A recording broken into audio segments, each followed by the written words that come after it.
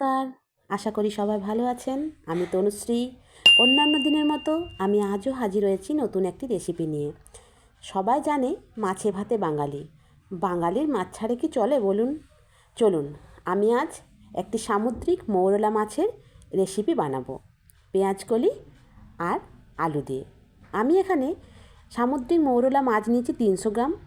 একটা টমেটো নিয়েছি মাঝারি সাইজের, সেটাকে ডুমো ডুমো করে কেটে নিয়েছি। একটা মাঝারি সাইজের পেঁয়াজ নিয়েছি, সেটাকে কুচি কুচি করে কেটে নিয়েছি। কিছুটা আদা আর রসুন নিয়েছি, আদাগুলোকে ছোটো ছোটো করে কেটে রেখেছি, রসুনটাকে ছাড়িয়ে রেখেছি। আর ধনে পাতা নিয়েছি, ধনে পাতাগুলোকে ভালো করে ধুয়ে নিয়ে কুচো কুচো করে কেটে নিয়েছি। কিছুটা স্বাদ মতো লবণ আর হলুদ নিয়েছি। আর ফোড়নের জন্য তেজপাতা, শুকনো লঙ্কা আর সরিষা নিয়েছি। আমি এখানে একটা মাঝারি সাইজের আলু নিয়েছি, আলুগুলোকে ছোটো ছোটো করে কেটেছি। আর 100 গ্রাম মতো পেঁয়াজকলি নিয়েছিলাম, সেগুলোকে ছোটো করে কেটেছি। আমি যে 300 গ্রাম সামুদ্রিক মাছ নিয়েছিলাম, সেই মাছগুলোকে আগে থেকে ভালো করে পরিষ্কার করে ধুয়ে রেখেছি। এরপর তাতে হলুদ দিয়ে ভালো করে মাখিয়ে নেব। আমি হাতের সাহায্যেই মাখিয়ে নিচ্ছি ভালো করে। তার উপরে স্বাদ মতো নুন দিয়ে ওই মাছগুলোকে আরও নুনটা ভালো করে মাখিয়ে নেব। দেখুন, মাছগুলো একটার সাথে একটা ভালো করে মাখিয়ে নিয়েছি নুন হলুদ। আর এখানে পেঁয়াজকলি আর আলুগুলোকে আমি ছোটো ছোটো করে কেটে রেখে দিয়েছি। আমার মাছগুলো নুন হলুদ মাখানো হয়ে গেছে। এরপর আমি গ্যাস জ্বালিয়ে কড়াইয়ে সাদা তেল দিয়ে দিয়েছি। আমি সাধারণত ভাজার জন্য সাদা তেলই ব্যবহার করে থাকি। আপনারা পারলে সর্ষের তেলও ব্যবহার করতে পারেন। আমার তেল গরম হয়ে গেছে, আমি মাছগুলো এখানে দিয়ে দেব।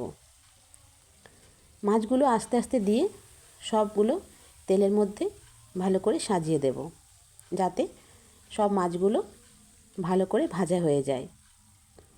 দেখুন, যখন মাছগুলো ভাজবো তখন আমি গ্যাসের ফ্লেমটাকে লো করে দেব, নইলে মাছগুলো পুড়ে যেতে পারে।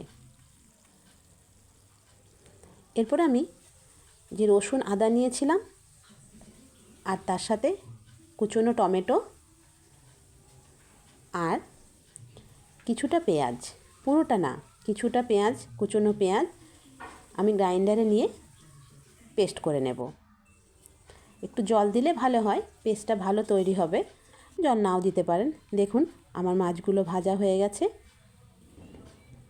এরপরে আমি যে কড়াইতে মাছ ভাজলাম সেই কড়াইয়ে সর্ষের তেল দিয়ে দেব, পরিমাণ মতো, আপনারা যতটা পারেন দেবেন। তেল দেওয়ার পরে তেল গরম হলে আমি ওই কুচনো আলু ও পেঁয়াজকলিগুলোকে দিয়ে দেব। পেঁয়াজকলিগুলোকে আলুগুলোকে আস্তে আস্তে নাড়তে থাকবো, নাড়িয়ে নাড়িয়ে ভেজে নেব। দেখুন, ভাজা হয়ে এসছে। আমি এরপর একটা পাত্রে এগুলোকে তুলে নেব। তুলে নিয়েছি, খুব বেশি ভাজার দরকার নেই।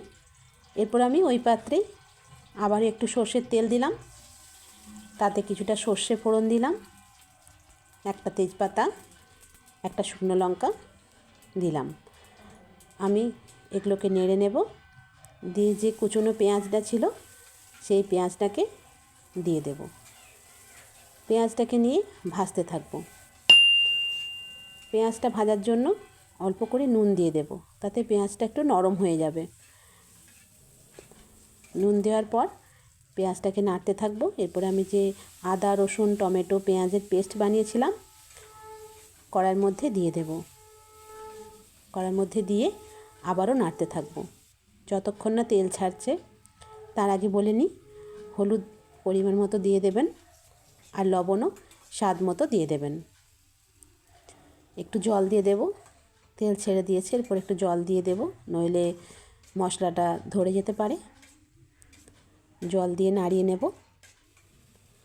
এরপর আমি যে পেঁয়াজকলি আলুকে ভেজে রেখেছিলাম সেটা দিয়ে দিলাম। দেওয়ার পর ভালো করে নেড়ে নেব। দেখুন, একটু জল দিয়ে দেব এরপর, নইলে কড়াইয়ের মধ্যে লেগে যাচ্ছে। জল দিয়ে ভালো করে নাড়িয়ে নেব। এরপর ঢাকনা লাগিয়ে ওটাকে সেদ্ধ হতে দেব।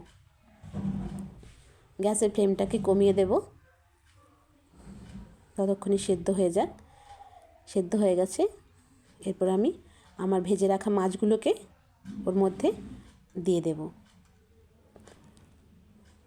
মাছগুলোকে দিয়ে দিলাম। একটু জল দিয়ে দেব যাতে মাছগুলো মশলার মধ্যে ভালো করে ডুবে যায়। দিয়ে দিলাম, কিছুক্ষণ ঢেকে রেখে দেব। দেখুন ঢাকনা খুলে দেখলাম, একটু ওপর থেকে গরম মশলা দিয়ে দিলাম, কুচনো ধনেপাতা দিয়ে দিলাম, আর কুচনো কাঁচা লঙ্কা দিয়ে দেব। ভালো করে নাড়িয়ে নেব একবার। তারপর ওপরের থেকে কাঁচা সর্ষের তেল ছড়িয়ে দেব। একটু বেশি করে সর্ষের তেল ছড়াতে হবে। দেখুন রেডি হয়ে গেছে আজকের মেনু, আলু পেঁয়াজকালি দিয়ে সামুদ্রিক মৌরলা মাছের তেল ঝাল।